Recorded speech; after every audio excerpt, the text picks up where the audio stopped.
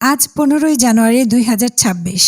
জনপ্রিয় সঙ্গীত শিল্পী আসিফ আকবর তার ফেসবুক ভেরিফাইড আইডিতে একটি বিশেষ পোস্ট করেন।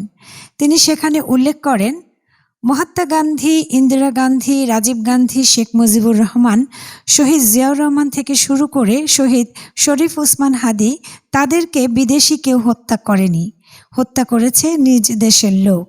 দেশের ভেতরে ঘাপটি মেরে থাকা বিদেশি এজেন্টরা। নেপথ্যের কুশীলবরা সবসময় থেকে যায় পর্দার অন্তরালে।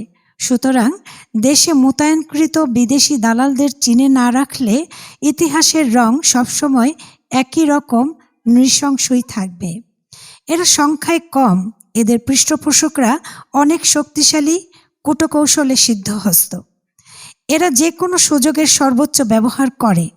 বাংলার শেষ নবাব সিরাজউদ্দৌলা ইতিহাসের উৎকৃষ্টতম উদাহরণ।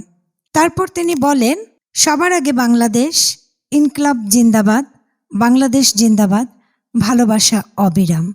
এই বলে তার ফেসবুক পোস্ট শেষ করেন। পারুল বণিক ছোঁয়া, এন্টার টিভি নিউজ।